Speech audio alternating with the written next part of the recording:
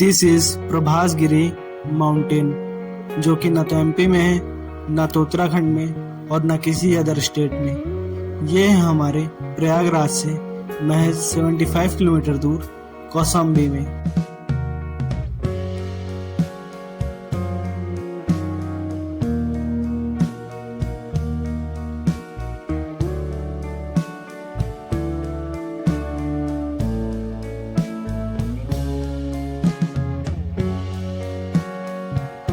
और इस विलेज का नाम है पभूसा।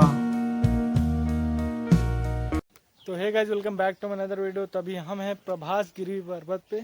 तो अभी आपको लेके चलते हैं। अभी हम लोग चल रहे हैं ऊपर पहाड़ पे। इसके बगल यमुना नदी है। इसके बगल यमुना नदी है। ऊपर दिखाया साइड में ऊपर दिखाया जाएगा। अच्छा, ऊपर से दिखेगा, यहाँ से नहीं दिखेगा। किसी नई जगह पे जाने का हमारा मकसद सिर्फ वहाँ पे घूमना नहीं होता। हम वहाँ पे जाते हैं किसी नई जगह को एक्सप्लोर करने के लिए, वहाँ का जीवन कैसा है ये दिखाने के लिए। तो भाई लोग, अभी हम लोग 500 सीढ़ी चढ़ चुके हैं। 200 सीढ़ी बाकी, 200 भाई 200 चढ़े हैं, 500 बाकी है। अब मैं उल्टा बोल देता हूँ कभी कभी। भाई इधर कई मंदिर है, उधर साइड में मंदिर है, किधर? वो देखो। हाँ, एक टेम्पल वो है, एक टेम्पल है, इधर यमुना नदी इधर दिखा। एक टेम्पल ये, और ये है सामने यमुना नदी, और ये है टेम्पल ऊपर। पता नहीं कि भाई मेरा दिमाग नहीं काम करता। जब भी मैं माउंटेन घूमने के लिए आता हूँ, जीन्स पहन लेता हूँ। मेरी वोट लग जाती है। यमुना, जो कि भारत की सबसे पवित्र नदियों में से एक मानी जाती है, ये यमुना निकलती है यमुनोत्री के ग्लेशियरों से। यमुना, जो कि गंगा नदी की सबसे बड़ी सहायक नदी है, ये मसूरी के पर्वतों से निकलकर 1376 किलोमीटर की दूरी तय करके आकर मिलती है प्रयागराज के गंगा नदी में। और यहाँ पे जस्ट बगल में बालू खनन होता है। यहाँ पे बालू निकाल के पतली बालू मिलती है यहाँ पे, जो कि पलस्तर में काम देती है। ये बालू निकल के अपने प्रयागराज और उत्तर भारत में जहाँ भी पहुँचे वहाँ तक भेजी जाती है। बालू की खुदाई होती है यहाँ पे यमुना में। जब जल स्तर कम रहता है तो बालू की खुदाई होती है, और वही बालू निकाल के अपने पूरे प्रयागराज में और अदर जगहों पर भेजी जाती है पूरे उत्तर भारत में। तो क्योंकि ये बहुत बड़ी नदी है, तो यहीं से खुदाई होती है ज़्यादातर। क्योंकि बाकी गंगा अपना सिटी में पड़ जाता है, तो उतना उस साइड खुदाई परमिशन मोटी बालू मिलती है, और उधर मोटी बालू मिलती है। इधर जो बालू मिलती है उधर बहुत पतली बालू मिलती है। पहाड़ों का जीवन सिर्फ हमें देखने में अच्छा लगता है, लेकिन वह रियल लाइफ में बिल्कुल नहीं होता, क्योंकि वहाँ पे हमारी मूलभूत सुविधाएं भी बहुत कम होती हैं, जैसे कि बिजली, पानी और सड़क। ये चीज़ें वहाँ पे आपको सिर्फ नाम मात्र की मिलेंगी। तो जहाँ पे हमारी मूलभूत सुविधाएं ही बहुत कम है, वहाँ पर जीवन कैसे सरल हो सकता है। लेकिन सुकून सिर्फ वहीं मिलता है जहाँ पे सुविधाएं सिर्फ नाम मात्र की हों। बौद्ध धर्म की स्थापना करीब 563 ईसा पूर्व सिद्धार्थ गौतम बुद्ध के द्वारा की गई थी। अभी हम हैं कंबोडियन बुद्धिस्ट मोनेस्ट्री, जो कि है अपने कौशाम्बी में। तो चलिए आज आपको इसके बारे में बताते हैं। पहले आपको हम इसके बारे में टाइमिंग बता दें। इसका जो टाइमिंग है यहाँ पे देखिए, गेट पे ही लिखा हुआ है। मंडे 9:30 to 11:30, उसके बाद 2 PM से 5 PM। उसके बाद सारा टाइमिंग लगभग एक ही है, बस ट्यूसडे को आपका क्लोज है। यहाँ पे आप देख सकते हो ट्यूसडे क्लोज है, बाकी सारा टाइमिंग सेम है। तो आप यहाँ पे इस टाइमिंग देख के आना जब भी आना। तभी चलते हैं, आपको लेके चलते हैं अंदर। उसके बाद आपको पूरे टेम्पल एक बार दिखाते हैं अच्छे से। इस टेम्पल का नाम है कंबोडियन बुद्धिस्ट मोनेस्ट्री।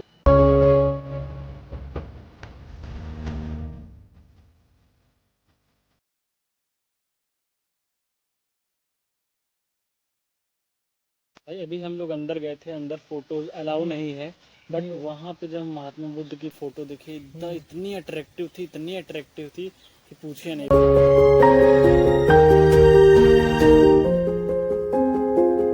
इनका जो फेस है बहुत खूबसूरत, बहुत आकर्षित, मतलब कि आप देखेंगे एक बार तो आपको लगे कि यार इनका फेस जो है मुझे आकर्षण। वैसे तो बौद्ध धर्म की मान्यता सबसे ज्यादा पूर्वी और दक्षिण पूर्वी एशिया में सबसे ज्यादा है। भाई यही रीजन था कि जब अशोक ने कलिंग जैसे महान युद्ध, इतना बड़ा युद्ध था, पूरे युद्ध में अकेले ही पूरे मतलब पूरी सेना को खत्म कर दिया था। बट महात्मा बुद्ध को देखने के बाद उन्होंने पूरा जो है युद्ध को मतलब कि उसके बाद फिर उन्होंने युद्ध ही नहीं लड़ा। ठीक है, राजपाट त्याग करके वो जो है बुद्ध के शरण। सम्राट अशोक जैसे महान राजा ने कलिंग युद्ध पर जीत तो जरूर प्राप्त कर ली थी, लेकिन उस युद्ध में हुए भारी नुकसान, अनाथ बच्चे, विधवाएं, घायल सैनिकों को देखकर उन्होंने हिंसा त्याग कर बौद्ध धर्म को अपना लिया। ठीक, तो भाई अब सोचो इतने बड़े राजा, ठीक, इतने बड़े राजा पूरे भारत में जिनका डंका बजा था, ठीक भाई, उन्होंने जब राजपाट त्याग दिया था उसके बाद भी उनके नाम से लोग काम। हम मानते हैं कि शास्त्र और शस्त्र दोनों ही महान हैं, लेकिन जब बात सबको साथ लेकर चलने की हो तो वहाँ पे शस्त्र से ज्यादा शास्त्र का होना जरूरी है। जैन धर्म है उसमें 24 तीर्थंकर हुए थे और ऋषभदेव जो है इसके प्रतीक थे, प्रथम तीर्थंकर श्री ऋषभदेव जी थे। ये जो टेम्पल है जैन धर्म के जब दो भाग में टूटा था, श्वेतांबर और दिगंबर में, तो ये जो है श्वेतांबर का है और ये जो है 6वें तीर्थंकर श्री पदम प्रभु जी का है, जिनका प्रतीक कमल का फूल है।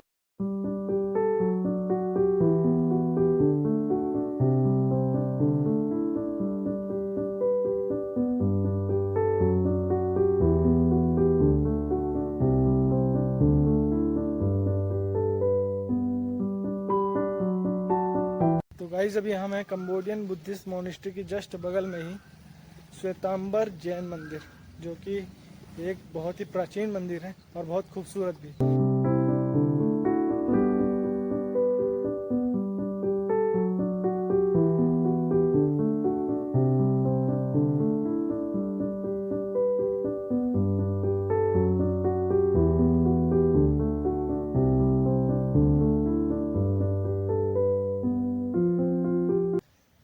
अभी हम हैं श्वेतांबर जैन मंदिर में, जो कि कंबोडियन बुद्धिस्ट मोनेस्ट्री से 100-150 मीटर की दूरी पर है। तो ये भी बहुत ही प्राचीन मंदिर है। हालांकि ये उतना पुराना नहीं है, इसको हाल फिलहाल में बनाया गया है, लेकिन ये दर्शाता है उस प्राचीन टेम्पल, उस प्राचीन समय। जैन धर्म की स्थापना कब हुई थी इसका सटीक जवाब कहीं नहीं है, लेकिन कुछ लोगों का मानना है कि इस धर्म की स्थापना करीब 6वीं से 5वीं शताब्दी ईसा पूर्व में हुई थी। जैन समय की जो शुरुआत है वो 499 ईसा पूर्व हुई थी, यानी कि ईसा पूर्व से 500 साल पहले, यानी आज से लगभग 2500 साल पहले हुई थी। जैन धर्म जिसकी स्थापना की थी ऋषभदेव ने। कुछ लोगों का मानना है कि जैन धर्म सिंधु घाटी सभ्यता से जुड़ा हुआ है।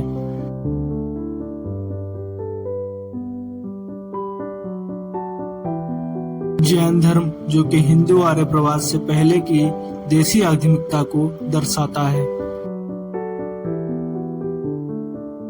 ठीक, तो जो जैन धर्म है उसमें 24 तीर्थंकर हुए थे और ऋषभदेव जो है इसके प्रतीक थे, प्रथम तीर्थंकर श्री ऋषभदेव जी थे।